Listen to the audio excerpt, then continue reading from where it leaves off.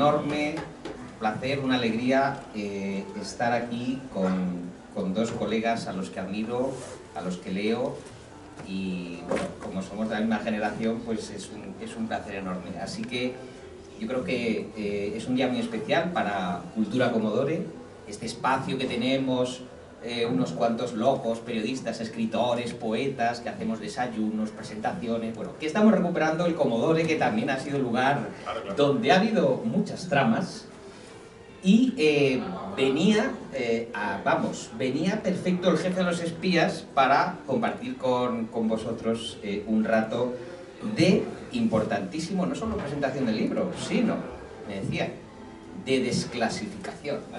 Desclasificación de documentos, porque es un libro excepcional. Este libro contiene secretos de Estado que no se habían contado hasta ahora, muy peliagudos, que además provienen directamente del diario personal de Manglano, el jefe de los espías, quien tuvo la confianza de varios ejecutivos a lo largo de muchísimo tiempo. A medida que avanzaba el tiempo, pues resulta que este hombre de alguna manera se iba convirtiendo probablemente en la llave, en la clave de la transición, de la posttransición y de muchas cosas. Y es importante además porque yo creo que el jefe de los espías es un volumen que yo diría en primer lugar que es valiente, porque yo sé que Juan Fernández Miranda y Javier Chicote pues han pisado el callo a unos cuantos, han molestado a otros, pero son asuntos que se tenían que contar, asuntos de Estado, asuntos de política internacional, de política nacional, asuntos que, y esto es muy curioso, atañen, y eso si queréis lo contamos, bueno, a la Casa Real, y que proviene, por eso yo creo que es doblemente valioso, de dos periodistas que están trabajando en un periódico que es monárquico. Y yo creo que eso es muy valiente, eso os convierte además en dos personajes libres, que yo no sé si en algún otro medio alguien se atrevería a contar cosas que fuesen un poco a poner en jaque alguna línea editorial. Pero ellos lo han hecho, lo han razonado, es un libro respetuosísimo,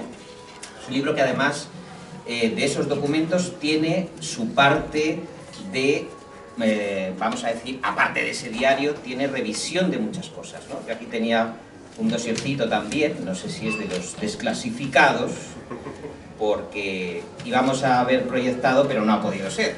Eso también lo teníamos previsto, pero bueno, al final, pero hay documentos, y dicen aquí mis amigos que ¿por qué es importante este libro? Bueno, lo más importante, el archivo privado del hombre mejor informado de España, del creador de la inteligencia moderna, es decir, Manglano, y esto es importante, lo vamos a hablar con ellos, es el que actualiza los servicios secretos españoles.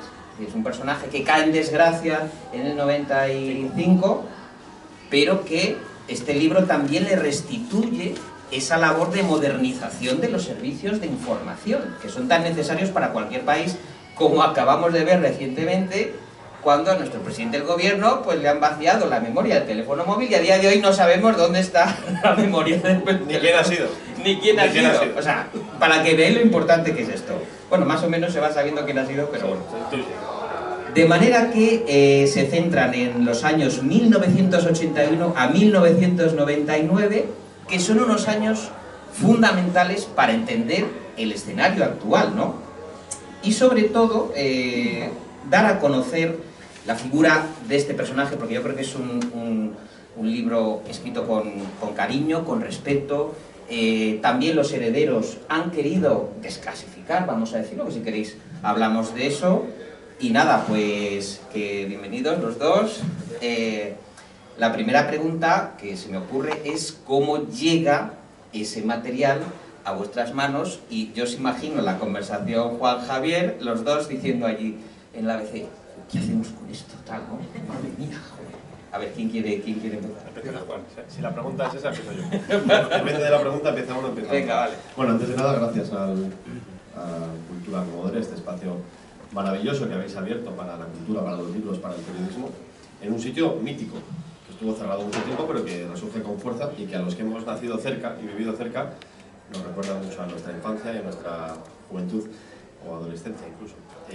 Vamos a ver, este libro empieza porque Melchor Miralles, que está por ahí... Ahí está. ¿Dónde está? Ah, ahí. Atado a la columna. Un día me dijo... Son estos carcelitos. Atados a la columna. Un día me dijo, estando en una playa de Tarragona, en un chiringuito realmente, para ser más preciso, me dijo: oye, he dado tu nombre porque sé que los hijos de Emilio Alonso Manglano están buscando a alguien para escribir la biografía de su padre. Y les he dicho que te llamaran a ti. Y tienes tantas locuras, Melchor. Luego Melchor puede intervenir si quiere y da más detalles. Pero esa sugerencia de Melchor se acabó convirtiendo en una comunicación desde la familia, la hija en particular, Cristina, que me contó que tenía un archivo de su padre y que les gustaría que un periodista de una generación distinta a la que convivió con él le echara un ojo para, bueno, de alguna manera recuperar la memoria de su padre, dado que ellos pensaban, ella y su hermano, pensaban que su padre había pasado a la historia de una manera deshonrosa e injusta, sobre todo injusta. Si tú preguntas a la gente de una generación posterior a la de Manglano quién es Emilio Alonso Manglano, o no saben quién es, hasta hace unos meses, o te hablan de los papeles del CSI, de los escándalos que propiciaron su salida en el contexto del barrizal en que se convirtió el felipismo. Y es verdad, yo entendí el sentimiento que tenían y, por supuesto, como periodista, ver documentos siempre está bien. Claro, lo que yo no sabía es cuántos documentos íbamos a ver. Y fui a la casa familiar, una casa familiar que tienen en Guadalajara, en un pueblo de Guadalajara, y fui con Cristina y con su prima, Adriana, a por los papelitos, a por el archivo. Yo iba pensando, bueno, pues tendrán unas carpetitas ordenadas o más o menos ordenadas, con unas fotos, 3 cuadernos y 2 informes clasificados con un poquito de suerte. Y cuando llegué allí había 9 cajas de plástico de este porte, ¿sí? De 200, ¿de cuánto? 70 litros de volumen cada uno, una barbaridad, con una barbaridad de documentos de todo tipo, cuadernos, informes, cuadernillos, fotografías, fichas, de todo. Y sobre todo, muy importante, agendas desde el año 81 hasta el año 99. Cada agenda tú la abrías, aquí hay una, y encontrabas lo que Manglano cada noche anotaba para no olvidarse de lo que ese día había hecho. Reunión con su majestad en Zarzuela, de 1:15 a 2:30. Tal. Reunión con el presidente del gobierno, que ponía PG, no PTE, siempre lo puso, luego lo explicamos, tal cosa. Entonces, eso a lo largo de 19 años, pues imaginaos, ¿no? Era un relato de la historia de España impresionante, por la persona, como bien has dicho, mejor informada de España, porque Emilio Alonso Manglano era una persona que se dedicaba a conseguir información y gestionarla, intercambiarla incluso. Bueno, pues yo me llevé las 9 cajas a mi casa, ocupé una habitación y empecé a vaciarlas. Poco a poco, había de todo, había muchísimos periódicos, cada paso que él había dado en su vida desde el año 40 hasta el año 2013, en el que falleció, estaba recogido y documentado, cartas personales, correspondencia por un tubo. Bueno, yo me puse a ordenarlo, digamos, cronológicamente, sin entrar en el contenido de cada cuaderno, pero sí saber un poco lo que había, los temas, ¿no? Y cuando ya había hecho ese trabajo, había pasado ya algo más de un año, me hice una pregunta a mí mismo y dije, a ver, me planteé una duda, si este libro hay que escribirlo sí o sí, pero o dejo el trabajo en ABC, porque exige una dedicación absoluta, o me busco un socio que me ayude y lo hacemos a medias y seguimos compatibilizando el trabajo. Evidentemente, en el mismo momento que me planteé la pregunta, la respuesta era fácil. El socio era Javi y evidentemente opté por esa opción. El socio era Javier Chicote porque Javi es amigo, lo primero, es compañero en el periódico, es un periodista absolutamente complementario a mí. Los dos éramos la suma perfecta para abordar este libro, la parte política, la parte histórica, la investigación, los casos de corrupción, entre los dos, que desde la certeza de que trabajamos bien juntos y desde la seguridad de que entre los dos abordábamos todos los planos que había que trabajar en este libro. Y se lo propuse en la barra de un bar. La barra de un bar. Qué bonito, ¿eh? Bueno, pues extiendo las gracias que ya ha dado Juan. estábamos en un bar, me dice Juan, bueno, en el periódico, y me dice, ¿tomamos algo rápido al cerrar y tal? Digo, venga, va. Y además que así te comento una cosa. Entonces, bueno, fuimos a un bar al lado del periódico, que ya somos accionistas o algo así, debería darnos un 10% de la propiedad del local. Y llegamos y me dice, abre un momento el coche, que me he dejado, te quiero enseñar una cosa que tengo ahí. Viene con un cuaderno, ¿es este, Juan? ¿Es el sí. Y viene con este cuaderno, especialmente este cuaderno, que igual tienes a mano una nota. Y me dice, ¿te acuerdas de Manglano? Digo, hombre, sí, el del CSIC, que tuvo que dimitir por las escuchas. Cuando dimite Manglano, nosotros teníamos 15 años. Ya habíamos empezado a leer periódicos y nos sonaba, no teníamos una memoria fresca de sonaba esos años, pero bueno, sí nos sonaba el personaje y también haber leído a posteriori en libros sobre esa época. Mucho más de eso que de haberlo vivido en directo. Y me dice, pues este cuaderno es suyo. Y me da una página que está ahí, bueno, la sé de memoria, pero bueno. Y la nota dice, en una reunión de oficiales se habló de formar un comando que ejecutara a Cebrián y Pedro J. Joder, ¿y hay más de esto? Me dice, sí, hay más. Hay cajas, no sé cuántos kilos de papel, y entonces me propone sumarme al proyecto. Me dice, Juan, somos muy complementarios, él tiene la política en la cabeza, es jefe de política, conoce, seguramente es el periodista de su generación que mejor conoce los años de la transición, el libro anterior, por lo que ha escrito, y yo llevo el área de investigación, y en este libro pues también había todo el componente de la corrupción, del felipismo, es decir, hacíamos un buen equipo.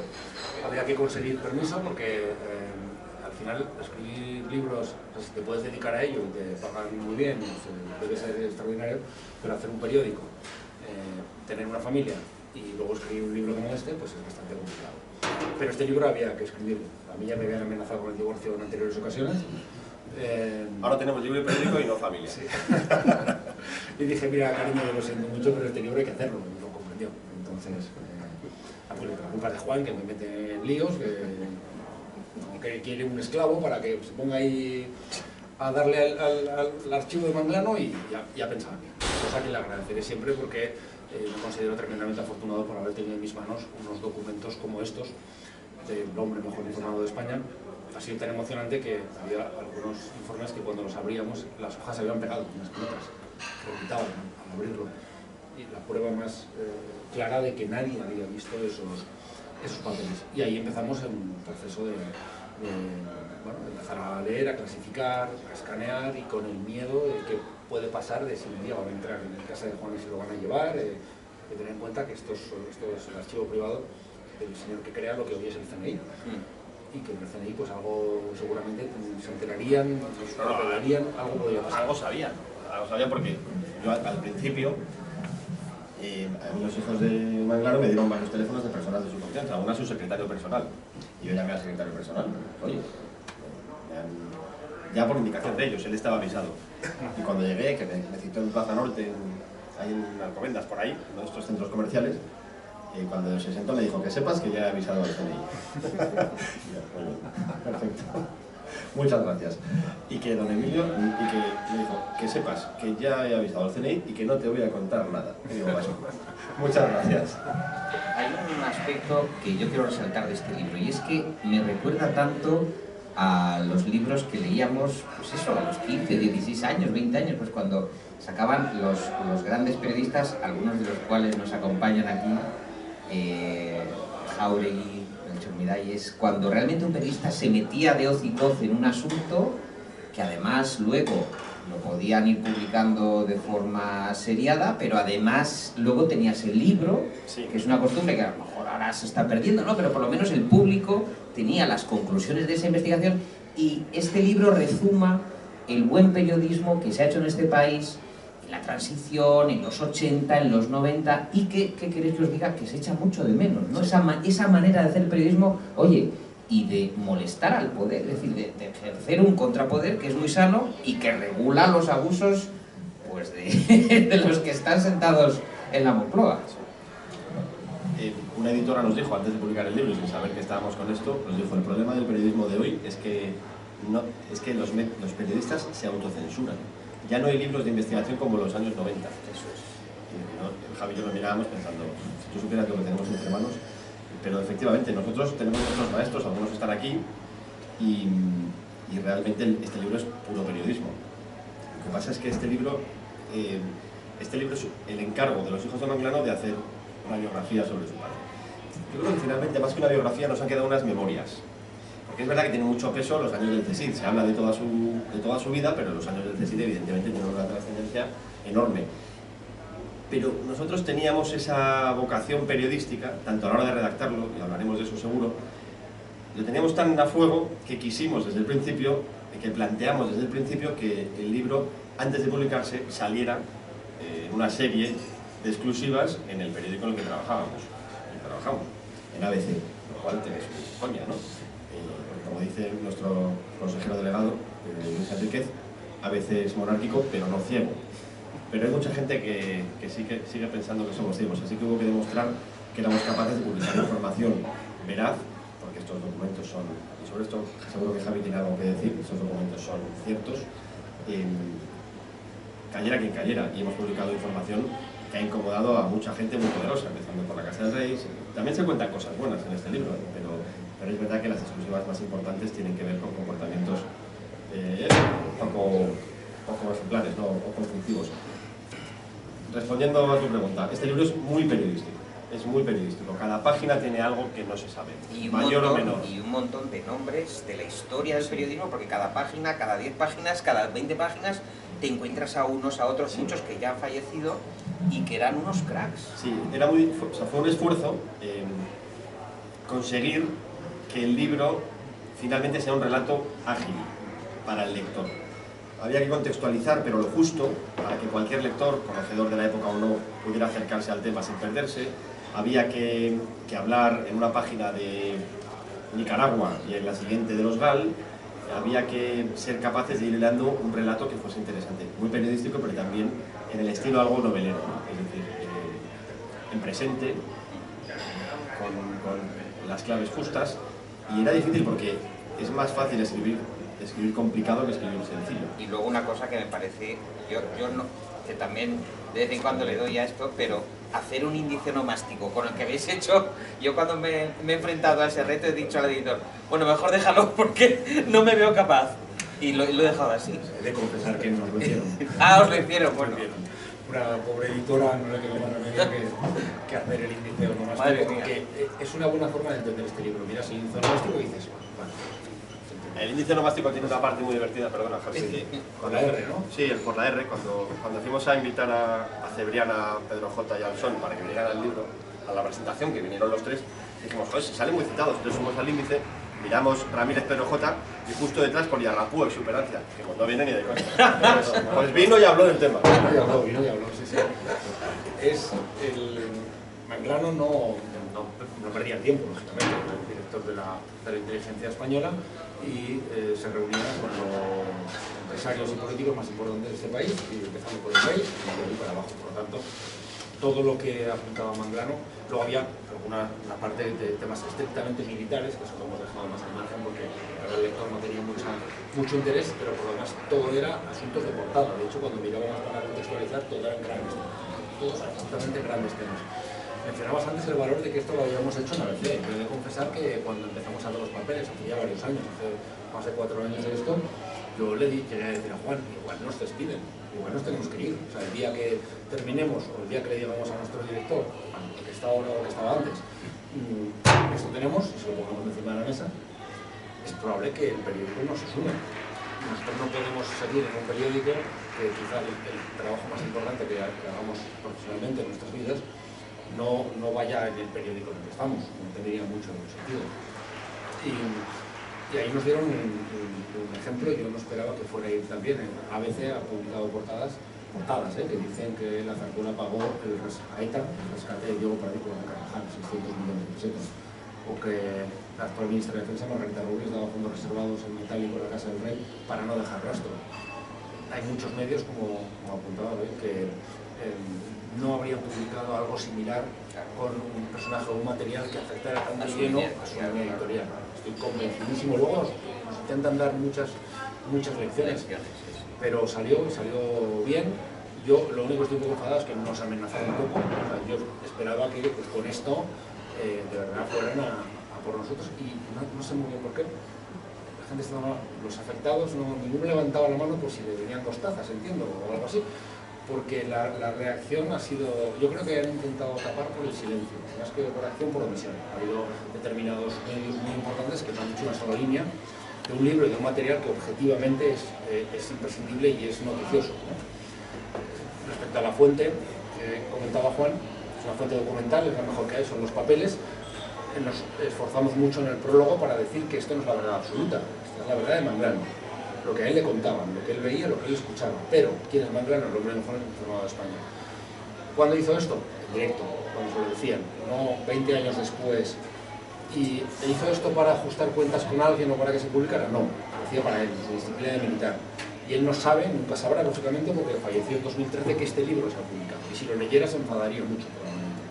Entonces, con esos elementos hemos tenido pues, la mejor de las fuentes para contar la intrahistoria, la cara de España en unos años fundamentales, además, porque arrancamos con el 23F y terminamos con la mayoría absoluta de Aznar, en el 2000, que son unos años importantísimos porque es cuando se crea, el país en el que estamos hoy se crea, lo que está pasando hoy nace de esos años.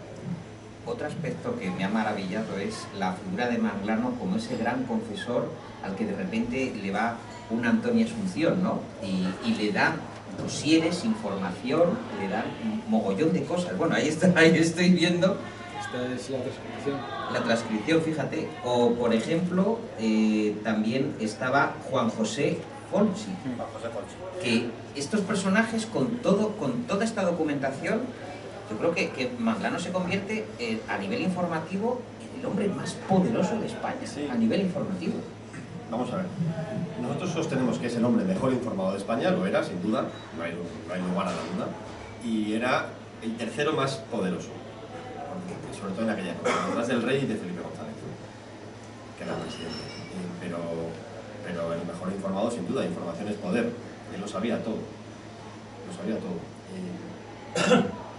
Esta transcripción, este cuadernillo, es una conversación que mantiene Emilio Alonso Manglano con Antonio Asunción pocas semanas después de que Asunción dimita como ministro del Interior como consecuencia de la fuga de Rondán.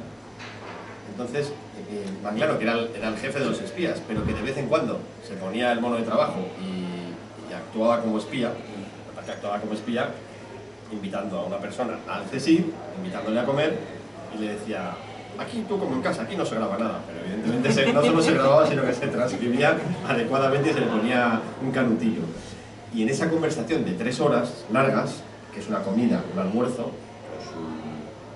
previa a su primero, segundo, postre y copa, Antonio Asunción hace una descripción detallada, una radiografía completa de cómo funcionaba y funciona el Ministerio del Interior. Son 40 páginas de transcripción de conversación entre 2 personas. Solo el camarero interrumpe de vez en cuando y también se transcribe.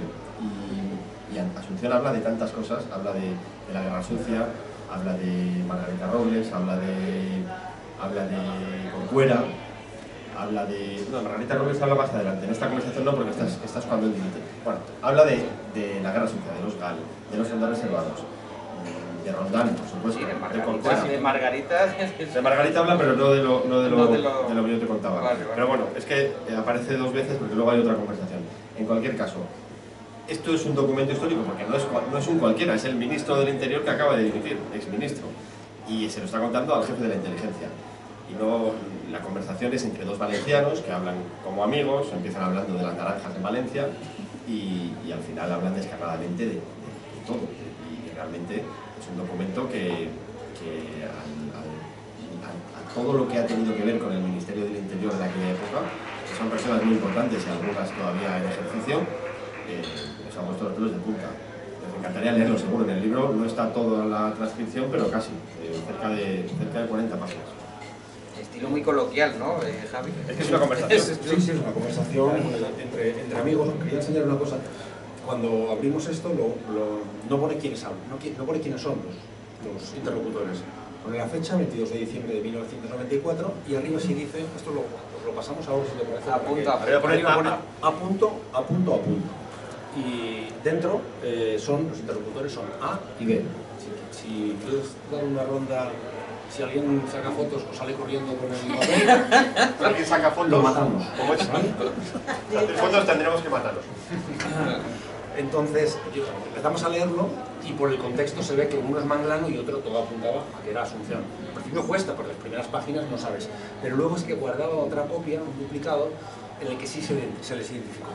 No había ninguna duda después de leerlo entero quiénes eran, pero claro, había también un riesgo que...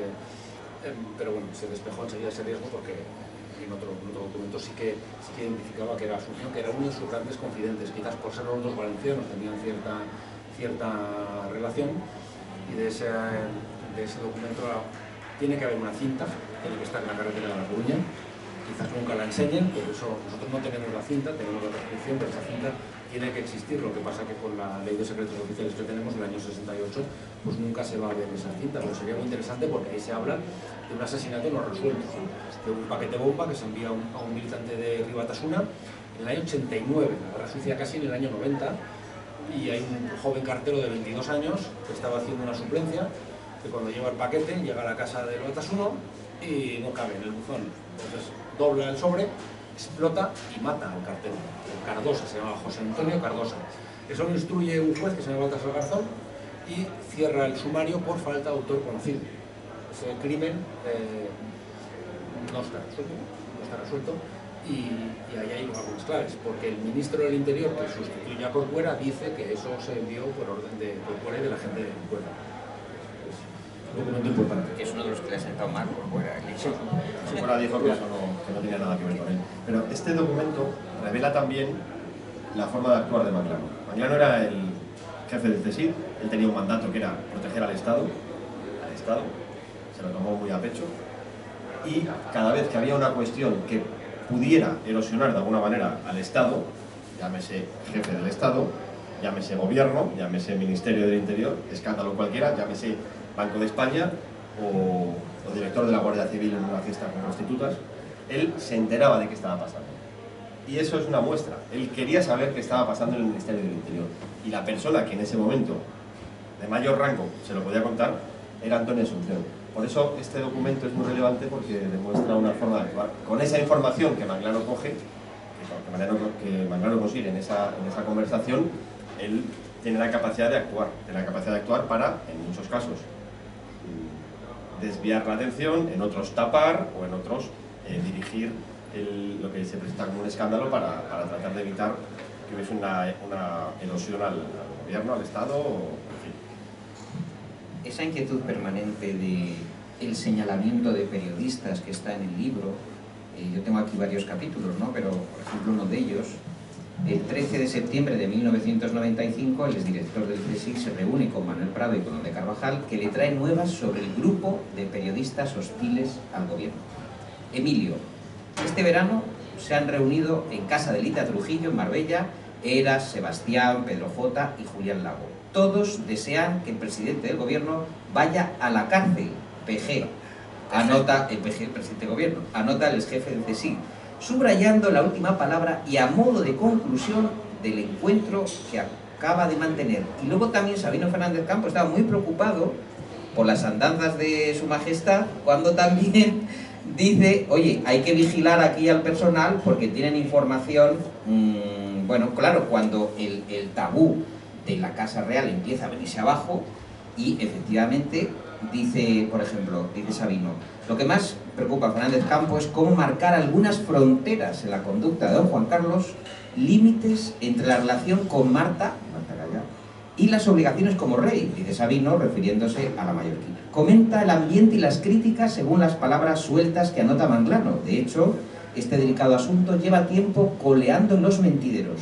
Un año y medio antes, Manglano almorzó con José Joaquín Pus de la Bella Casa, que en ese momento era secretario general de la Casa Real. Es decir, hay una constante preocupación de todos los ámbitos del poder para que a estos periodistas incómodos que andan revoloteando, que tienen información contrastada y de primera mano, que están molestando, que están pinchando, y eso es algo que yo creo que es bonito y que no sé, de alguna manera, si esa tradición de estar buscando las vueltas y buscando esos dosieres y buscando esa información, no sé si ahora está tan vigente como por aquel entonces. sé, nosotros nos esforzamos cada día en contar levantar las alfombras. Levantar las alfombras. Este libro es un levantamiento de alfombras, disciplina olímpica. Los dos temas que has contado son muy interesantes. Manglano se entera de que hay un grupo de periodistas influyentes que quiere derribar al presidente, que acabe en la cárcel, como has leído. Contextualicemos. Felipismo en máximo esplendor, el rodillo absoluto, político y mediático, y el que levante la mano, ¿cómo era la frase? El que se mueva no sale en la foto. Pues eso aplicado al periodismo. Era muy difícil. Y aquí está Fernando Jauregui, aquí está Melchor Miralles, está Carmelo, Rodrigo, hay muchos periodistas importantes que vivieron aquellos años. Manglano se entera de que existen esos periodistas que se están reuniendo con un objetivo político claro y decide ponerse a trabajar para enterarse qué está pasando. Estaba el Son también en ese grupo, había periodistas importantísimos. Bueno, el felipismo lo bautizó el diario gubernamental, fue, ¿no? Que se decía en aquella época, lo bautizó como el sindicato del crimen. Estaba José Luis Gutiérrez. Estaba José Luis Gutiérrez, Antonio Herrero. Antonio Herrero también estaba. Muchos. Y Umbral y Cela eran los que los apoyaban también. Manglano se entera de que existe ese grupo y necesita conseguir información de qué está pasando. Y ahí vuelve a actuar como espía que se pone el mono. ¿Cómo lo hace? Él se da cuenta que tiene que conseguir que uno le cuente lo que hay. ¿Y quién es ese uno que se lo casca todo a Manglano? Pues uno que estaba muy de acuerdo en acabar con Felipe González, pero no en acabar con el sistema para cargarse al rey. Es decir, uno que era más monárquico, era antifelipista pero monárquico, y se llamaba Luis María Anson. Y Anson se convierte en su topo, y Anson se lo cuenta absolutamente todo, y Manglano se entera de todo y actúa en consecuencia. Su objetivo era ese, conseguir información. Y el segundo caso tiene mucho que ver con la salida de Sabino Fernández Campo. Es un momento muy, muy, muy complicado en la Casa del Rey, y cuando Manglano se entera de que están pasando cosas en la Casa del Rey, también necesita que se lo cuenten y actuar en consecuencia. Bueno, pues una anécdota antes. Fue muy divertido lo de Casa de Lita, porque Lita Trujillo es una actriz israelí que se casa con Trujillo, el hijo del Chivo, del dictador de República Dominicana, que se viene a España después de que maten al padre. Entonces, Trujillo, hijo Ramfis, va a toda hostia con un Ferrari camino de la Moraleja un día de nieblas, y un ostión cuando una marquesa mata a la marquesa y se muere él unos días después en ese accidente. Y su viuda, Lita Trujillo, tenía casa en Marbella y cuenta que aún vive, me parece, con 70 años seguía viviendo de noche. Es un personajazo. Y es en esa casa donde parece ser que hay una de esas primeras reuniones de lo que bautizaron respectivamente como el sindicato del crimen. Nosotros esa parte la hemos escrito con mucha libertad porque nosotros, lógicamente, somos periodistas y tenemos nuestras afinidades y nuestras simpatías, pero no estábamos en esa época. Estamos con la distancia necesaria, somos una generación, somos del mismo año, nos llevamos unos días, yo soy más joven, obviamente, Juan es mayor que yo, son 10 días, ¿son? 10, sí, una cosa madurez. Y esa distancia nos ha dado mucha libertad a la hora de contar esa historia que es muy, muy, muy delicada. Y respecto al otro asunto del rey, es el tema fundamental, ¿no? La piedra angular de este libro, porque todo lo que ha ocurrido ahora, el inicio de todo está aquí. Lo que denota este libro es que el rey hace un trabajo estupendo en un tiempo récord, coge los poderes en una dictadura y lo convierte en una democracia, y a partir de ahí a vivir. Dos cosas que le gustaban mucho, que eran las mujeres y el dinero. Y aquí va apareciendo cómo se inicia esa fortuna oculta que se convierte en un regalo envenenado en aquellos $100 millones de Corina. Aquí aparece, por ejemplo, una conversación importantísima de Sabino Fernández Campo, el jefe de la Casa del Rey que antes citabas, con Manglano. En el año 91 le dice que don Juan Carlos tiene 5.000 millones de pesetas en Suiza. Todo eso, toda esa música sonaba, pero en su momento nadie la podía contar porque era una figura intocable. Respecto a su fortuna, lo que yo creo que muestra el libro es que el rey ayuda a que se financie la transición. Cuando nacen partidos políticos nadie los tiene que pagar y no son sus afiliados, os lo aseguro. Siempre hay alguien que pone, un patrocinador que pone dinero, esperando algo a cambio, lógicamente. Y en este caso es el rey el que sale fuera, el que toca puertas, llama al Shah de Persia, Mohammad Reza Pahlavi, llama a sus primos saudíes y consigue dinero. Y un poquito se lo queda.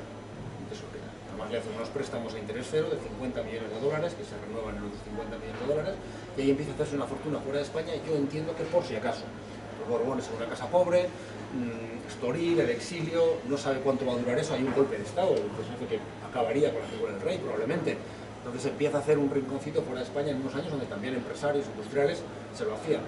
Ese rinconcito empieza a hacerse enorme, una fortuna incalculable, y es la que ha acabado estallando por los aires con todo el asunto de Colín. Allí, en este libro, en ese relato en vez de la... ¿Esto está apagado? En este relato en vez de la... Yo creo que Javier... Yo creo que habló Hola, sin- hola. ¿Se oye? pues ¿Se oye? Sin micros, ¿no? No, allí no se oye.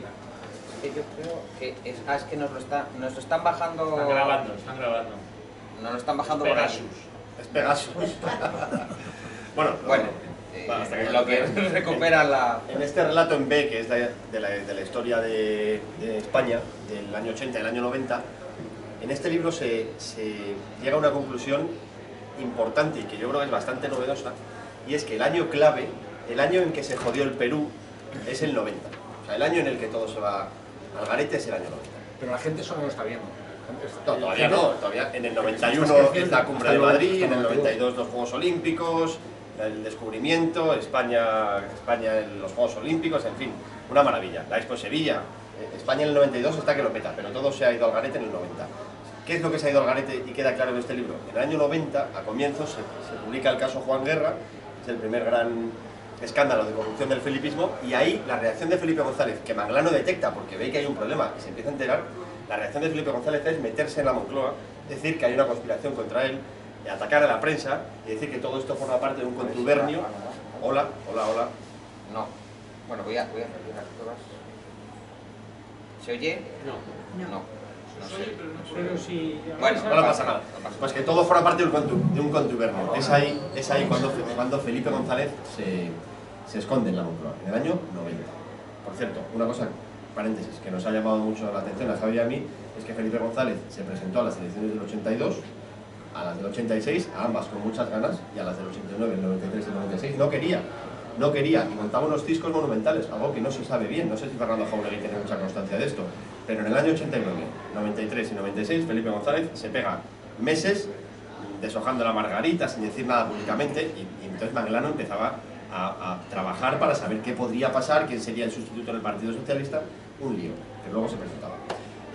Pues en el año 90 Felipe González estaba ya metido en su burbuja, en su cápsula, y en el año 90 es cuando Sabino Fernández Campo empieza a hartarse de algunas de las actitudes del rey en Zarzuela, vinculadas al dinero, sobre todo, a que no está en casa, lo cual genera un problema familiar, y empieza a cascar, empieza a hablar fuera, habla con el mundo, habla con los medios, y entonces se genera un problema que acaba con Sabino Fernández Campo fuera de la casa. Cuando Manglano se entera de eso, se va a su casa una noche y piensa, y escribe, porque él por la noche escribía, y escribe: ¿qué debo hacer?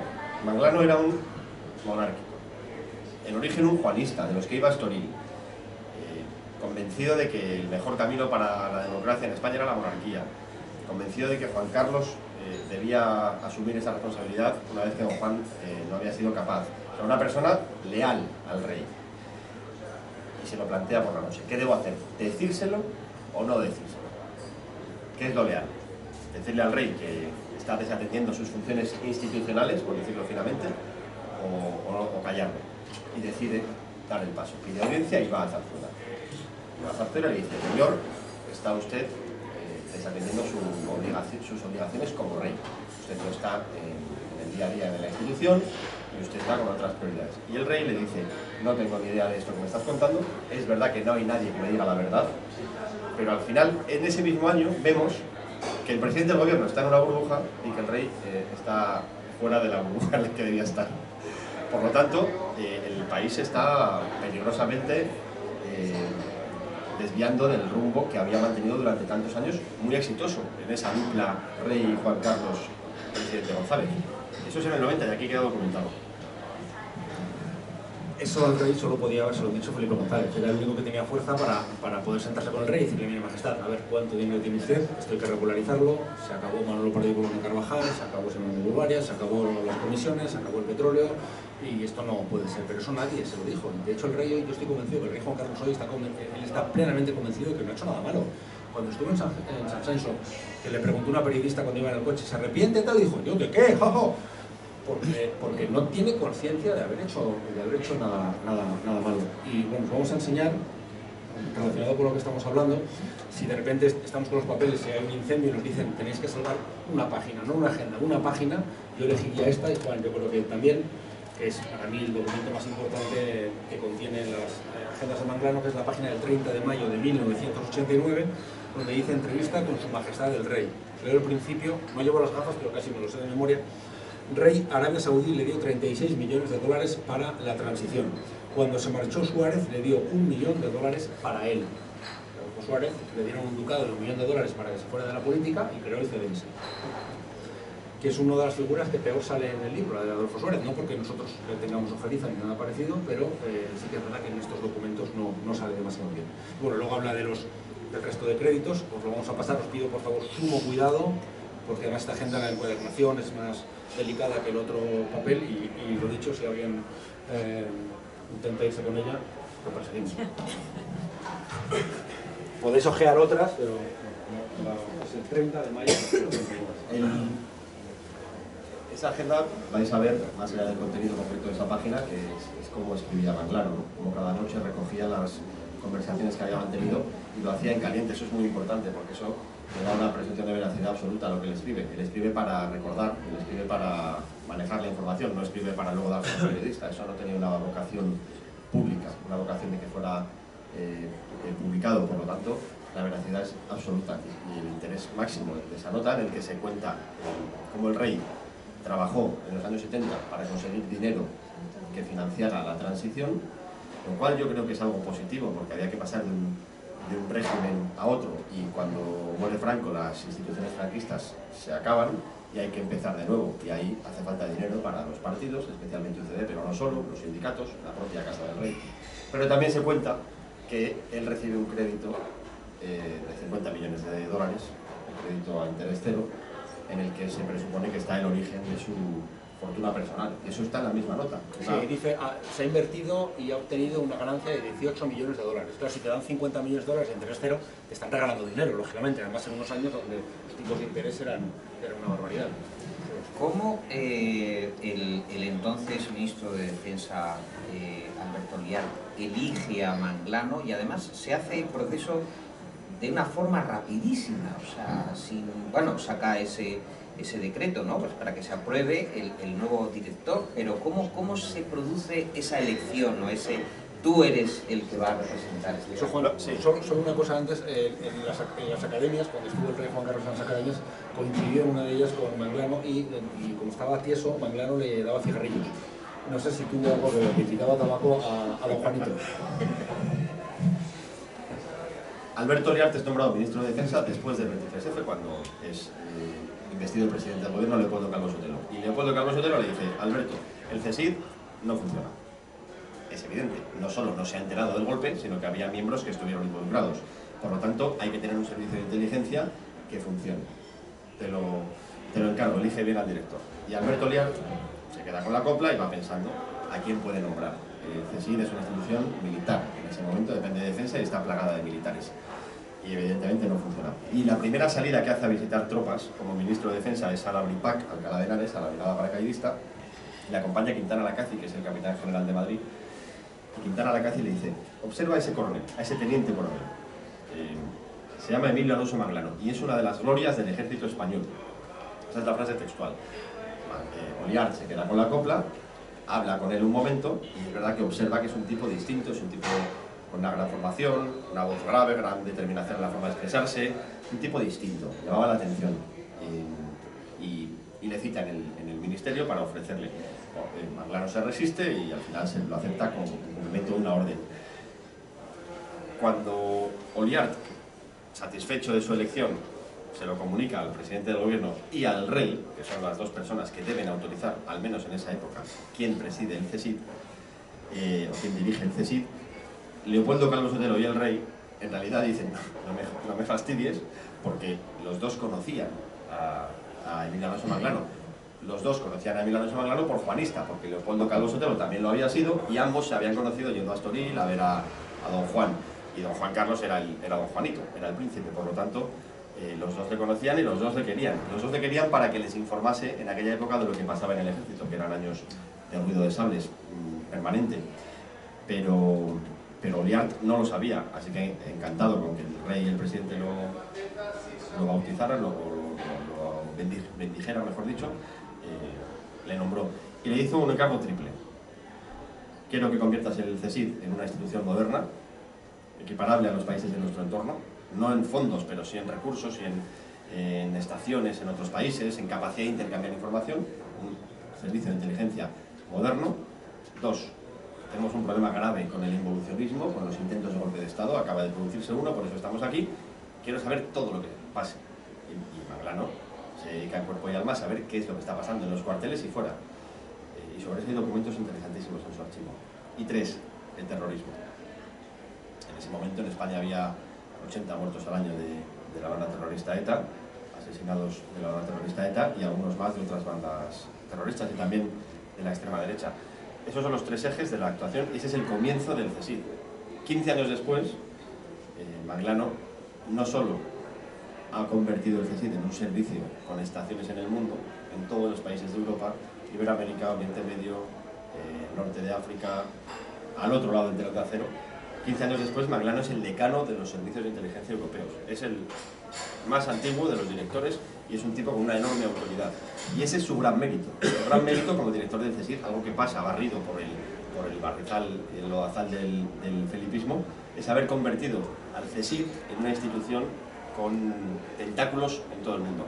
De hecho, en el año 91, en la Guerra del Golfo, él es uno de los intermediarios entre los aliados y Saddam.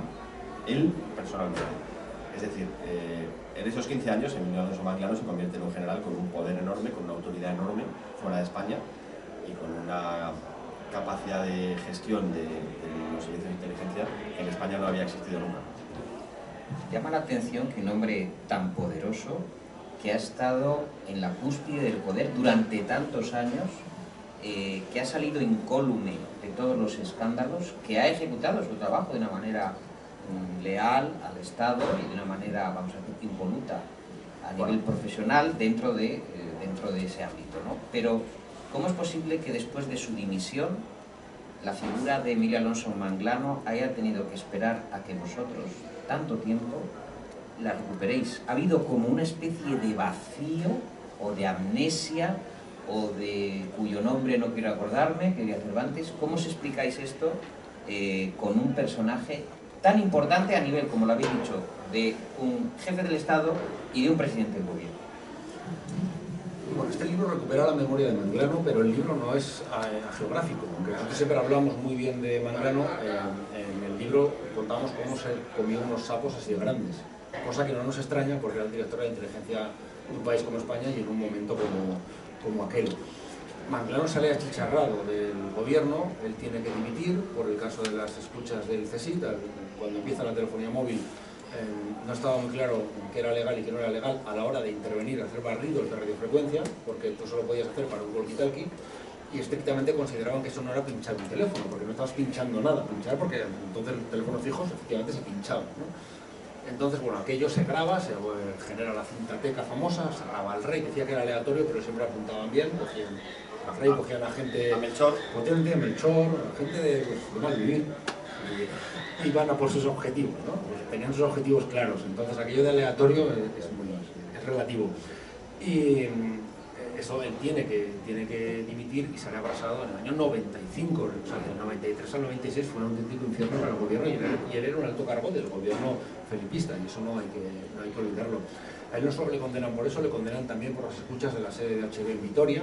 Un día dicen que viene un técnico de Telefónica, que creo que no fue así, en el libro contamos alguna cosa, a mirar, empieza a tirar de un cable y ve que va el cable para arriba y que va al piso superior. Lo había alquilado el CSIC y había pinchado en la centralita de arriba, casi una de la sede de Vitoria, ¿no? Entonces a él le condenan y ahí contamos las maniobras que se hacen para que le levanten las condenas. Y Margarita Robles es la que le da la idea de cómo tiene que hacerlo, ¿no? Y el rey llama al presidente constitucional, es decir, Manglano es un personaje controvertido, se movió en una escala de grises, cosa que, insisto, es totalmente normal, ocupando el puesto que ocupaba. Manglano es un tipo al que le llama Mariano Rubio, el gobernador del Banco de España, el tío que firma los billetes de las pesetas, 2 años antes de que se sepa, le dice: tengo un fondo con dinero negro.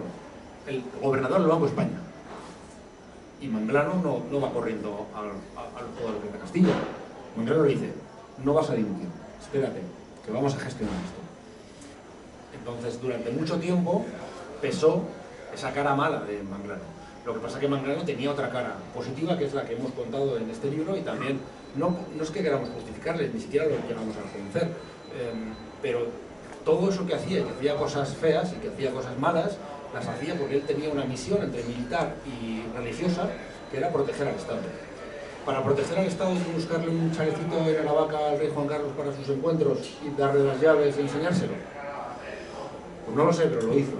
Lo hizo, pero él no podía decirle al rey: no vaya usted a determinado lugar, y sí tenía que proteger que no le grabaran en ese lugar, cosa que también le acabó pasando. Es un personaje controvertido y complejo, pero que había que ponerlo en su justa medida, y yo creo que después de la lectura de este libro sí te haces una idea de la dimensión que tiene Manglano. Y termino ya: si preguntamos a la gente del mundo de inteligencia, todos lo adoran. Sé que eso de fuera no lo ve, pero la gente del CNI, los del CSIC, todos hablan maravillas de Manglano, de cómo era y de lo que hizo por la inteligencia de este país, aunque ahora le dicen el teléfono. Es que iba a hablar de Pedro Sánchez en términos un poco, al presidente del gobierno, y no nos enteremos, ¿no? Decíamos antes que este libro es muy periodístico. Este libro es muy real, es muy veraz, porque ninguno de los protagonistas, empezando por Manglano, yendo por el rey, Felipe González, Aznar y tantos otros, sale bien en todo ni mal en todo. Sale la verdad de Manglano, lo que decía antes Javi. Sale lo que Manglano anotó en directo cuando trataba de obtener información sobre lo que estaba pasando en ese momento. Entonces sale un rey Juan Carlos obsesionado con el dinero, y sale un rey Juan Carlos que para el 23F. Sale un Felipe González obsesionado por no presentarse, pensando que le persiguen, y sale un Felipe González capaz de poner a España en la cúspide del mundo, a efectos de proyección, junto al rey Juan Carlos. Sale un Felipe González obsesionado por negar de todas las maneras posibles que es la X de los GAL, y sale un Felipe González que consigue que España entre en la OTAN, a pesar de que un año antes había prometido que no. Es decir, sale la verdad de lo que estaba pasando en aquel momento. Esto es un valor periodístico, es un valor del libro que es periodístico y que realmente dota al libro de un interés informativo absoluto. Y es un libro al que ya se están acercando los historiadores, porque para contar la historia de España habrá que acercarse a este libro, porque son las notas de la persona con mejor información en tiempo real. Yo creo que es un buen momento para que abramos el coloquio, que seguro que muchos amigos queréis apuntar algo. José Fernando, Melchor. Yo quiero que empiece Melchor porque sé que Se está muriendo la sé que lengua. nos va a dar caña. Entonces voy a llevarle el micrófono yo mismo para ver si se ablanda.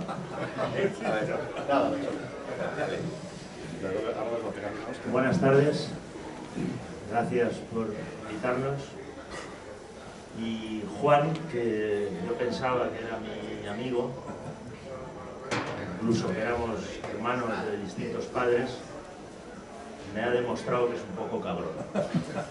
Y yo solo quería hacer una pregunta, es con la intención con la que he venido, pero lo que ha explicado Juan, aparte de revelar una fuente, me pone en la situación de explicarlo. Voy a intentar ser breve porque el asunto es, creo que, interesante. Yo creo, Javier, que hay una parte del libro, vamos, que creo que tiene un punto geográfico, y es verdad que yo estaba con mi novia entonces en una playa fantástica de Tarragona, en un chiringuito maravilloso, teníamos ahí un grupo de colegas. Y hice un amigo, cuyo nombre no voy a dar, que era muy seguidor de mi trayectoria profesional, un personaje raro, y me dijo: oye, ¿a ti te interesaría los archivos de Manglano? Y muchísimo. Bueno, es que yo soy amigo de la familia, o sea, bueno, y la cosa evoluciona y lógicamente yo no era el receptor idóneo por parte de la familia, porque yo fui el primer denunciante del señor Emilio Alonso Manglano.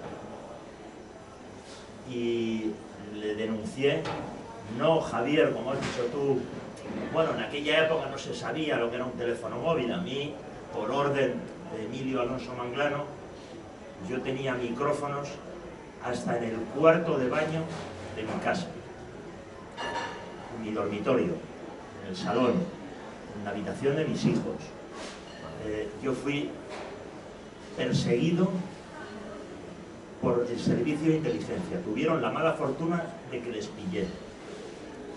Y publiqué que había 14 funcionarios del CSIC dedicados a seguirme, fotografiarme, es decir, a cometer delitos en masa, y acudí, como era mi obligación, primero a un juzgado y después lo publiqué en el periódico El Mundo.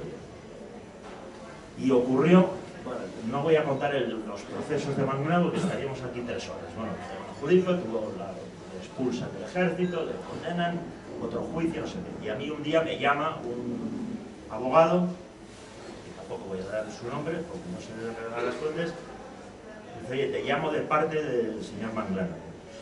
Tú dirás, y dice: vamos a ver, que me dice el señor Manglano que cuánto dinero quieres por retirar la querella. Y entonces le dije: mira, yo no tengo nada personal contra Emilio Alonso Manglano, pero tengo algo muy serio, y es que es el responsable de un servicio de inteligencia que ha cometido un delito y que me han espiado ilegalmente.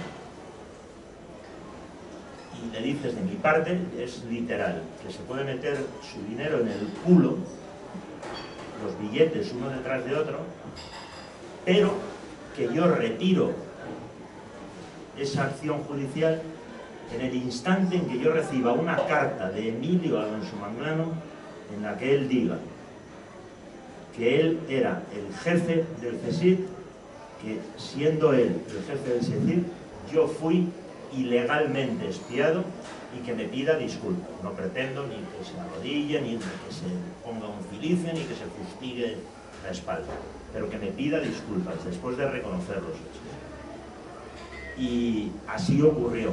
Y bueno, pues gracias al señor Manglano, esto es la mejor herencia que dejo a mis 2 hijos, y creo que soy el único ciudadano del planeta Tierra que tiene una carta firmada por el responsable de un servicio de inteligencia diciendo: bueno, yo era el jefe, usted fue ilegalmente espiado y le pido disculpas. Le costó mucho, hubo un primer borrador que le dije insuficiente, hubo un segundo borrador y le dije insuficiente, y hubo una... Lo tengo en el teléfono si a alguien le interesa ver la carta. Si llego a saber que se iban a ver documentos, la hubiera traído. En el teléfono tengo una foto de la carta. Y entonces, claro, pues no soy el tipo que mejor cae en la familia Manglano, cosa que entiendo perfectamente. Y claro, yo soy lo único que soy en mi vida, aparte de un ser humano, es periodista. Y dije: oye, pero vamos a ver, lo que no puede ocurrir si hay acceso a estos documentos es que, porque no puedan venir a mí, no vayan a alguien, tienen que ir a alguien solvente, a alguien de primera. Y creo que Juan Fernández Miranda es el mejor periodista de su generación. Lo he padecido durante muchos años porque era mi segundo,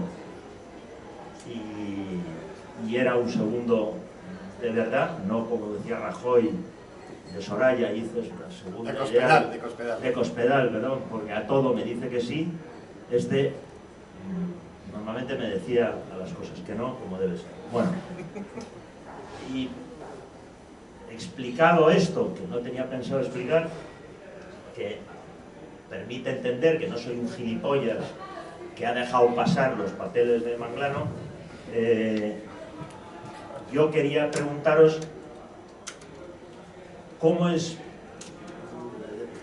habláis en estos términos de un hombre de Estado, un hombre de tal, cuando la primera obligación de un ciudadano, más aún si es un alto mando del ejército, y más aún si es el responsable de la inteligencia, si tiene conocimiento de un hecho delictivo, tiene que denunciarlo? Y el señor Manglano tuvo conocimiento de hechos gravísimos, uno tan grave como el que ha relatado, que un ministro de Interior le envió una carta bomba a un señor de Ribatasur, y muchos más, de hechos gravísimos. Un militar decente, leal, honrado, no se dedica al cotilleo con el presidente del gobierno, con el rey, y el señor Asunción termina esa reunión y el señor Manglano se tiene que ir a denunciarlo, porque son hechos delictivos, o el gobernador del Banco de España. Y entonces esto es lo que retrata, es un periodo de la historia de España, y el señor Manglano hizo cosas bien, por supuesto, como todos los seres humanos. Era un ser humano, y acertaba y se equivocaba. Pero hay seres humanos que ocupan puestos relevantes, que en su trayectoria tienen más luces o más sombras. Y yo creo que el señor Manglano tuvo muchas más sombras que luces. Y sobre todo, como ocurre con Felipe González, porque las sombras son tan oscuras que quedan como una losa para la historia, y pasará a la historia por lo más oscuro de su trayectoria. A mí, que el señor Manglano fuera el presidente del club de jefes de servicios de espionaje, me parece irrelevante. Irrelevante absolutamente, que era una, como explicáis muy bien en el libro, de sus obsesiones. Estar en las reuniones, ser el presidente, lo que hoy... No es verdad lo que está diciendo. No, Melchor. Sí, no, pero sí. No es cierto. Y como somos amigos, bueno, yo es lo que he leído en el libro. Y lo que hoy en día la gente joven dice el postureo en el universo de la inteligencia. Entonces, bueno, si yo no estoy en posesión de ninguna verdad, yo solo digo lo que pienso a partir de lo que he leído, y mi opinión a partir de lo que he leído. Y del señor Manglano, mi opinión es que hizo muchas cosas bien, pero que hizo cosas gravísimas muy mal. Y la primera obligación de un ciudadano, y mucho más de un funcionario, de un militar, es cumplir con su deber, que es, si tiene conocimiento de un hecho delictivo, denunciarlo. Esto es lo que yo os quería preguntar, si os parece normal que no lo hiciera. Y esto, mi querido amigo, es verdad. Tuvo conocimiento de hechos gravísimos delictivos y no lo... Bueno, tenemos por costumbre las presentaciones traer a alguien que nos las reviente. Hoy ha sido nuestro querido amigo Melchor. No, y después del oficio profesional, habéis dicho, ¿no? Hablaba de periodistas y habéis explicado el relato del comportamiento de Ansón en relación con el sindicato del crimen, del que tuve el honor de formar parte, y a mí, leído el comportamiento de Ansón, me parece infame. O sea, era el soplón, que es lo peor que se puede ser en la vida, es lo que en las prisiones se llama un chota. Y era el chota del sindicato del crimen. Bueno, me parece, vamos, impresionante. Sí, Melchor, comienzo yo y le doy la palabra a Juan. Nosotros en este libro no hemos hecho ninguna valoración. Es decir, cuando Marino Rubio le cuenta eso a Manglano, nosotros no decimos a continuación. Y Manglano, en vez de ir a Plaza Castilla, no, nosotros contamos lo que hizo. No, yo digo hoy, lo que pasó. Libro, hoy. Sí, lo que pasó. Entonces, de lo que pasó se extrae yo creo que lo más aproximado que hay a la verdad sobre la figura de Manglano. Y luego se adquiere distintas lecturas, como esta que tú has hecho, como la que hizo Pedro J. en la presentación del libro en Vocento, y la que hizo a continuación Cebrián, y la que hizo a continuación Ansón, que eran tres lecturas distintas.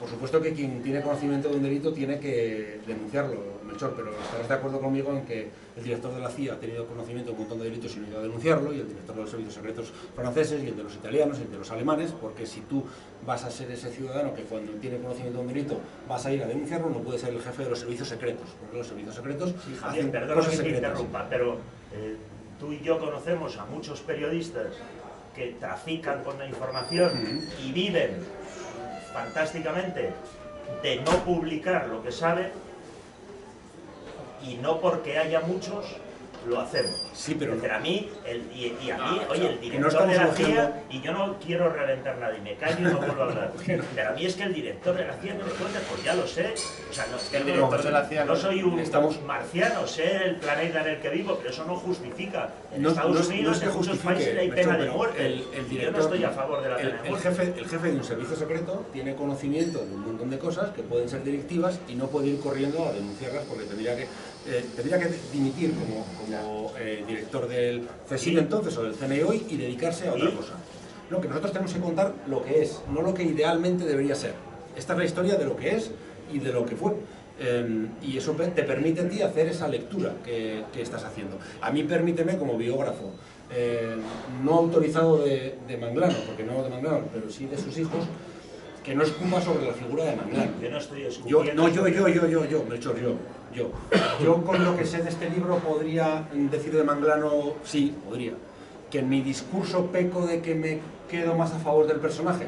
Bueno, supongo que el haber sido el biógrafo de Manglano nos ha dado, no sé si el término más correcto sería un síndrome de Estocolmo, pero de eso creo que nos tienes que entender cuando ponemos más en ocasión, valoramos la parte positiva de Manglano, pero no nos hemos ahorrado nada, absolutamente nada, que habla mal del comportamiento de Manglano. Es decir, en estos papeles no hay nada que hable mal de Manglano siendo noticioso que no esté en ese libro. Por eso cuando sus hijos ven el libro, pues no les gusta, que esto igual no lo tiene que haber dicho, pero cuando sus hijos leen el libro no les gusta, cuando ven el borrador. Y lo autorizan. El libro no es una geografía, Melchor, lo siento, y me jode que lo digas, no lo es. El libro recoge todo lo que está anotado en las notas de Manglano. Algunas cuestiones tú mismo las criticas, porque te parecen mal, porque las viviste, porque crees que es un comportamiento poco ético. Bien, esa es tu opinión y está muy bien, pero el libro no es una geografía, porque si fuera una geografía no habría incluido tantas cuestiones polémicas que están recogidas de todo tipo y condición. Del mismo modo que él no tenía ninguna obsesión por estar en las fiestas de espionaje, es que ser miembro de los clubes de inteligencia europeos tenía una relevancia enorme en el trabajo que hace un jefe de inteligencia de un servicio nacional. Por lo tanto, eso es una forma de verlo parcial. El libro no es en absoluto una geografía, el libro es completo. Y el libro, siempre nos gusta decir a Javier y a mí que el primer redactor de este libro es Manglano, porque son sus notas. El segundo son sus hijos, porque lo autorizan a que las veamos y autorizan el libro que escribimos. Aunque estoy convencido de que había cosas que no les convencían, porque hay cosas que efectivamente son conflictivas, porque este libro se mueve, como hemos comentado antes, en una enorme escala de grises. Porque este libro es verdad, es la realidad, y la realidad no es naif, la realidad no es el jefe de la inteligencia se entera de un delito y se va al juzgado, eso es una coña, Melchor. En ese caso, habría un jefe de inteligencia cada día. Cada 5 minutos. Claro, no Eso lo puede están ser. viendo. ¿Cuántos? No, 22 no. ministros tenemos. Pues Sí. en la última semana, igual 7 han tenido conocimiento de cosas. Claro, eso no puede ser. Yo entiendo la crítica desde tu percepción, desde tu perspectiva, pero la realidad es la que se cuenta en este libro, y ese es el principal valor de este libro. Y los terceros redactores de este libro somos nosotros. Y nosotros no hemos opinado absolutamente nada. Nos hemos limitado a contextualizar, ordenar y relatar de la mejor manera posible. La aportación periodística, insisto, se produce porque Manglano no destruye estos documentos. Se le critica también por eso, que tenía que haberlos enterrado y no los enterró. A lo mejor hay un servicio interesante a los periodistas como nosotros, o a la libertad de expresión, o a la libertad de información, o a tratar de abrir un debate en España sobre cuál debe ser el tratamiento de los secretos oficiales. Pero en absoluto el libro es geográfico. El libro cuenta toda la verdad. Y toda la verdad es, en algunas cuestiones, muy positivo, en otras medio pensionista y en otras negativo, o muy negativo. Ni más ni menos. Fernando creo que había Fernando. No había pedido nada, pero... No había pedido nada. No, pues me ha parecido que querías coger el micro. Me lo iba a llevar, pero me lo quedo. Siempre le dan la palabra a Fernando, que no. Primero, debo decir que, por supuesto, mucho biográfico. El libro me parece un libro de un valor tremendo. Publicado por... Conste que no he dicho No quiero- hagiografía, he dicho simplemente que tenía No quiero un polemizar punto contigo. hagiográfico. No quiero polemizar Y contigo. el libro a mí me parece una obra. Déjame decir, no quiero polemizar contigo ni sobre eso ni sobre el sindicato del crimen, sobre lo que tengo mucho que polemizar. Tengo algunos amigos en el sindicato del crimen, algunos, no me quedan muchos. Pero quiero decir solamente una cosa. A mí este libro, primero me fastidió muchísimo, porque publica cosas que yo no me atrevía a publicar, las cosas como son. A Pilar Cernuda y a mí, citáis en una página que habéis hecho circular por aquí, Pilar Cernuda, bueno, le he arrancado la página que me he quedado para luego copiar de tal. Pilar Cernuda y a mí, Sabino Fernández Campo, entonces jefe de la Casa del Rey, nos contó cosas que nunca contamos, que nunca nos atrevimos a contar. Y supongo que no fue solamente a nosotros, seguramente se lo contó a más periodistas. Luego, al cabo de los años, yo he dado en pensar que lo que Sabino pretendía era frenar ahí las cosas, que saliese algo para evitar que saliese todo en algún momento, porque claro, el rey, a quien yo quise mucho, por cierto, se sintió inviolable, como era la Constitución, y siguió y siguió y siguió. Y esto Sabino quería evitarlo. Sabino, que le quería bastante, aunque estaba bastante harto de él, la verdad que eso lo compro algunas veces, pues siguió. Entonces, pues yo creo que algunos periodistas tenemos que hacernos una autocrítica, porque no supimos o no fuimos lo suficientemente valientes o no tuvimos oportunidad, a lo mejor, para decir algunas cosas que sabíamos en ese momento. Y ahí contáis muchas cosas. Es verdad que las circunstancias no son las mismas, es verdad que los tiempos son diferentes, pero ahí lo contáis, y lo contáis sin un solo comentario, simplemente dando, como debe ser, yo me siento orgulloso de vosotros como periodistas, debo decirlo, contando lo que hay, información, ya está. Y por ejemplo, yo cuando el golpe del 23F nos reunimos 7 periodistas, en un momento determinado, cabreados con todo aquello, y decidimos contar algo que me había contado a mí ya me quiero decir, se murió, nos lo había contado el presidente del gobierno, Pedro Mellado, nos había dado unos nombres de golpistas de civiles, golpe civil, todavía por cierto el golpe civil del 23F sigue ahí, nadie sabe nada. Nos dio unos nombres y nosotros, llenos de ardor guerrero, publicamos un libro que se llamaba Todos al suelo, que nos costó 11 años de estar como Mónica Oltra ahora, es decir, diputados. No sé si fue diputado, supongo que en ese momento no sé lo que era, porque ningún juez se atrevió a reabrir aquello.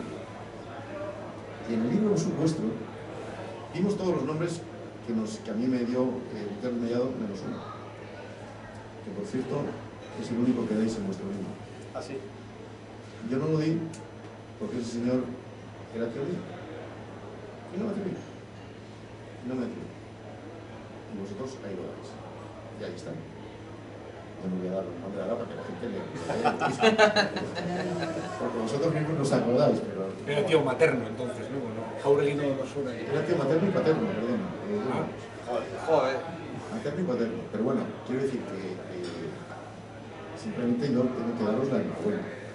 Yo no quiero hacer aquí el... Fernando, perdóname una corrección que me ha puesto bien eso. Tú, en la vida, ni tú ni Ricardo habéis tenido nada que ver con Mónica Oltra. Eso, claro, eso faltaba. No, es que has dicho, estábamos como Mónica Oltra, la por situación favor. La situación procesal. Bueno, ¿quién no está imputado? A estas alturas, no lo sé, muchos O condenado. Siendo periodista. Bueno, yo lo que quiero decir es que nosotros, Pilar Cernuda y yo, teníamos muchas informaciones que no dimos. Las publicamos nuestras perplejidades y nuestras frustraciones en un libro que se llama Crónicas de la Crispación, pero no nos atrevimos a ir tan lejos. Y lo lamento, hoy día debo decir que lo lamento. Y luego estuve en la presentación de nuestro libro, que me pareció una presentación muy original, que invitasteis a gente que tenía ya de todo. Y me pareció chocante la intervención de Pedro Jota, ya que, como Javier ha dicho, que estáis especializados en hacer presentaciones, que nada que ver con Pedro Jota, nada que ver con Pedro Jota. Pedro Jota dijo que todos los que están en el libro, que están en el libro, deberían estar en la cárcel, más o menos. Y que el rey era como el que había creado el club de los espías en su beneficio. Eso es lo que dijo Pedro Jota allí. Y ahora pues quisiera preguntaros, ¿qué opináis? Si realmente toda esa época del felipismo, controlada por Emilio Alonso Maldano, que era un señor muy peculiar, por cierto. A vez hablamos de Pilar Cernuda, debo decir que un día nos invitó a comer en la sede del CSIC en la Costa de las Perdices. Estaba lleno de secretos, de misterios, no hacía más que pulsar botones para poder entrar por las puertas y tal. Nos metió en una sala con un teléfono en mitad, que era el teléfono de los secretos. Estábamos allí empezando a comer, suena el teléfono. El teléfono de los secretos suena, porque absolutamente estupefacto porque sonase el teléfono que no tenía que haber sonado. Se pone, se le muda la color y dice: Pilar, es para ti. No era para Pilar, era un tipo que había marcado un número equivocado, que su mujer se llamaba Pilar. Estas cosas pasan en la vida. Pero esto ocurrió, y esto lo vi yo. Y Emilio, que era un hombre, lo habréis descubierto ya a estas alturas, altamente pagado de sí mismo, claro, aquello me frustró muchísimo con toda la seguridad que estaba empeñado en demostrarnos.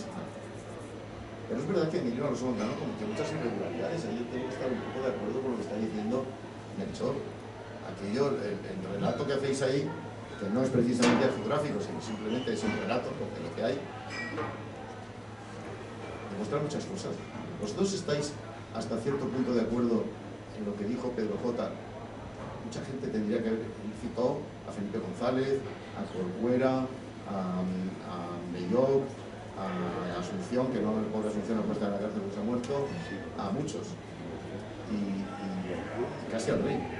¿Vosotros estáis de acuerdo en que realmente esta época del llamado felipismo fue tan nefasta, tan negra como lo que pintó Pedro J., que por cierto lo pintó también porque Pedro J. se las tuvo piezas con esto, pero bueno, ¿estáis de acuerdo con eso, con esa visión?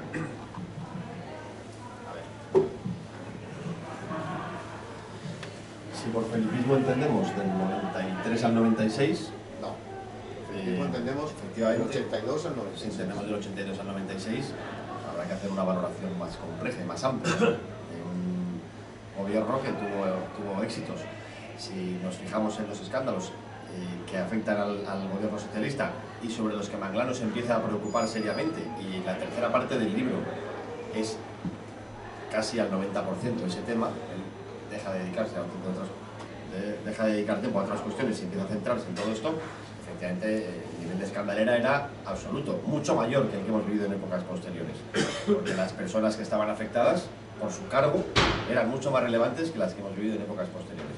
El gobernador del Banco de España, el director general de la Guardia Civil, ministros del Interior, el propio presidente. En aquella época, al final del felipismo, lo he dicho varias veces, un Barrizal, un Lodazal, vicepresidente, que es el que ordena las escuchas.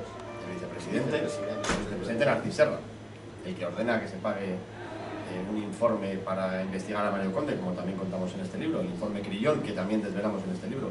Sí, esa época fue verdaderamente convulsa. Yo creo que había comportamientos irregulares por un tubo, y yo creo que hay algunos que deberían haberse judicializado y no se han judicializado, entre otras cosas.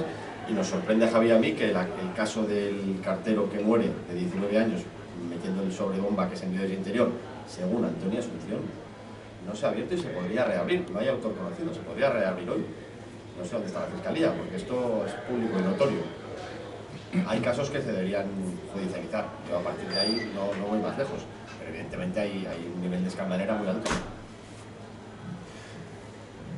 Hacer un juicio al felipismo en tan poco tiempo pero es complicado, pero por supuesto que hubo cosas muy buenas y cosas muy malas. Se estaba creando un país nuevo y hay una historia de éxito y hay una historia de fracaso. Detrás hay una corrupción galopante. Yo creo que los casos, pues lo ha dicho mucha gente, que los casos que hay ahora son un juego de niños comparado con lo que se contaba y lo que estaba ocurriendo en esa época. Yo creo que también avanzamos, va a seguir habiendo siempre corrupción y temas chungos. Tenemos trabajo también los periodistas como nosotros, pero las cosas yo creo que poco a poco van mejorando y quizás los escándalos no tengan esa proporción. Pero es que aquí estamos ante un hecho extraordinario, y es que hemos levantado la tapa de la alcantarilla y hemos prendido la luz en un sitio donde nunca se hace eso. Entonces estamos viendo algo que no vemos. Yo parece que voy a tirar piedras contra nuestro trabajo, pero si cogiéramos los papeles del director de la CIA de los años 80, veríamos cosas gordísimas. Si cogiéramos los papeles del director del MI5 de esos años, además, veríamos auténticas barrabasadas. Lo que pasa es que lo normal es que no las veamos. y cuando las ves dices, joder, Lo de las cloacas. claro, lo que hay aquí. Barrio Nuevo, José Barrio Nuevo, le preguntaron una vez por las cloacas y dijo, es que tiene que haber cloacas, porque si no la mierda iría por la calle. Y así pues va por abajo. Ojo, eso tampoco puede ser una excusa, como hay cloaca, pues todo para la cloaca, ¿no? Entonces, yo creo que hemos hecho un ejercicio ponderado y equilibrado y sobre todo no hemos entrado a calificar si era bueno o malo o regular, sino que nuestro trabajo terminaba contando la historia que ya nos venía, eso decía algo Juan, ya nos venía dada por mandar de alguna forma. Decía Miguel Ángel, el escultor, la escultura, decía, ya estaba ahí en la piedra, la escultura estaba ahí, yo la he quitado lo que sobraba y la he sacado. Nosotros ya nos dieron el libro, lo que pasa es que eran 250 kilos de papeles desordenados, nosotros le hemos dado forma y esto no deja de ser, para bien y para mal, las memorias, como decía Juan, de Manglano. Cuando publicamos las primeras entregas, hubo mucha gente que nos criticó porque decía que todo esto había que enterrarlo y olvidarlo, que la mejor forma de pasar página es olvidar. Y nosotros, como periodistas, por supuesto no podemos estar de acuerdo, faltaría más, pero es que eso va de suyo en nuestra profesión. Nosotros vemos estos papeles y nos sentimos profunda emoción profesional por poder publicarlos. Y creo que hemos sido valientes en publicarlos y hemos tenido la suerte de tener una cabecera que nos ha respetado e impulsado. Pero el valor de que estos papeles salgan a la luz, el reconocimiento debemos dárselo a Manglano, que no los destruyó. Y eso también es Manglano. También es Manglano. Respecto a, o frente a quienes consideran que la mejor forma de que algo no flote es mirar para otro lado. Su último servicio a España. Su último servicio a España fue ese, dejar estos papeles, porque es evidente que dejar estos papeles metidos en cajas no es un acto azaroso por parte del jefe de la inteligencia. Con tanto material, me estáis hablando, ¿cuántas cajas dijisteis? 9 cajas de 70 litros de volumen y en peso calculamos unos 2. Más o menos como la cerveza que hay al otro lado de la barra.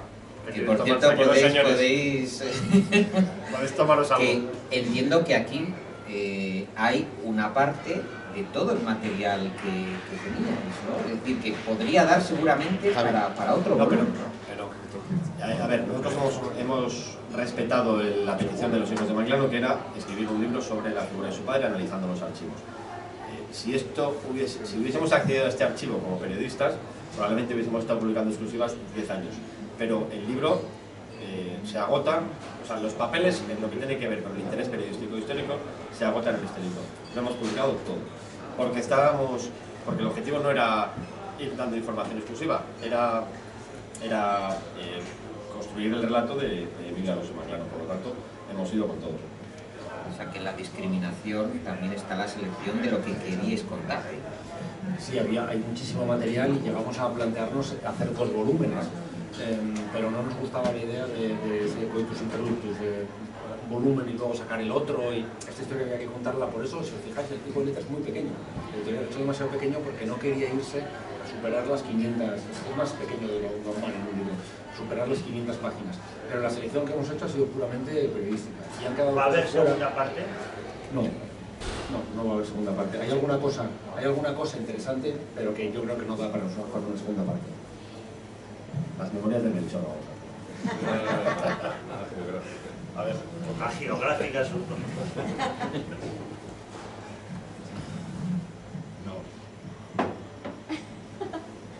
vamos a la polémica ahora. Se oye, sí. Buenas tardes. Conociendo bien a Emilio Alonso Manglano, me espió y le pedí ayuda por unas conversaciones que tuve yo con Jesús Cacho, que fueron publicadas en Cambio 16. Yo en aquel entonces tenía enfrentamientos con Tomás de Sala y me dijo: si tú tienes algún problema con esta publicación, yo ahora mismo te puedo enseñar todo lo que está aquí, que está no publicado, pero que te han espiado previo.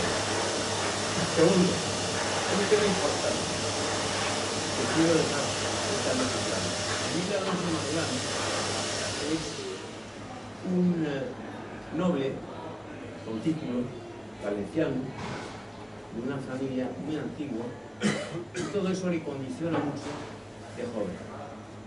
Yo tuve largas conversaciones con él, porque como sabe alguno, mi primo hermano Fernando Pablo, y siento que se haya ido, yo nací en Estoril y viví muchos años ahí. Tú mismo me has dedicado un libro a través de Ramón Pérez Maura, hace 2 años que escribiste. Bueno, fue así. Pero quería decir una cosa. Emilio Alonso Manglano vivió en la mayor de las indigencias en una residencia militar en los alrededores de Madrid y no tenía dinero. Y quien le estaba costeando los últimos días de su vida era el CNI.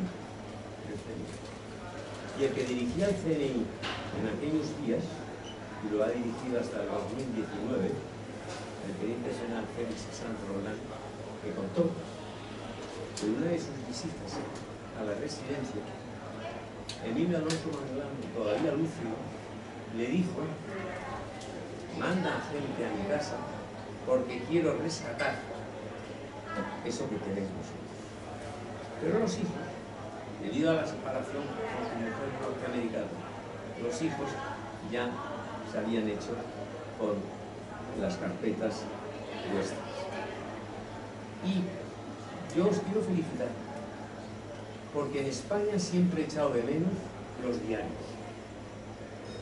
Y los diarios, recordemos el maravilloso diario de Azaña, los diarios en España, sobre todo de terceras personas sobre una primera persona, que es vuestro caso, escasísimos, por no decir casi nulos. Tenéis un mérito increíble y habéis dejado muy bien a un gran profesional. Yo comprendo perfectamente a Melchor, porque yo a Melchor le conozco hace 30 años. Y Melchor bien sabe que muchas veces hemos hablado y nos hemos apoyado. Pero claro, es un caso particular, donde todavía es lógico que tiene su vida, de la misma forma que la tengo yo cuando publicó Juan Tomás de Salas en Diario 16, pero en el Cambio 16, mis conversaciones con Cacho, que no eran nada agradables para una persona de a pie como yo, porque yo no soy periodista. Entonces, yo creo que hay que, de alguna manera, elevarse un poco y decir, hombre, este señor, ¿y por qué digo esto? Y acabo, no os quiero cansar. Alberto Liar fue abogado nuestro de nuestra empresa durante 9 años. Vecino mío aquí, se murió hace 1 año, en plena pandemia. Alberto Liar siempre me contaba que él se encontró a un CSIC inexistente. Que estaba dominado por 4 militares, pero que no tenía ninguna armazón. Y encontró a este mismo banco, según Alberto Liar, que era Emilio Alonso Manglano, que creó lo que vosotros habéis dicho. Pero acabo. Enhorabuena. Habéis hecho un libro que para mí es el mejor de lo que he leído yo en los últimos 5 años. Muchas gracias. Muchas gracias. Bueno, pues yo creo que es un broche de oro, ¿no? Sobre todo para tomar alguna copita. Bueno, pues nada, que os agradezco muchísimo a mis queridos Chicote y Juan Fernández Miranda que hayáis venido a compartir y sobre todo físicamente yo creo que pocas veces hemos sido unos privilegiados de poder tener este material en nuestras manos y gracias por la confianza, por la información y por vuestro buen hacer y por volver a recuperar esa tradición de buen periodismo en nuestro país que falta nos hace. Un aplauso muy grande.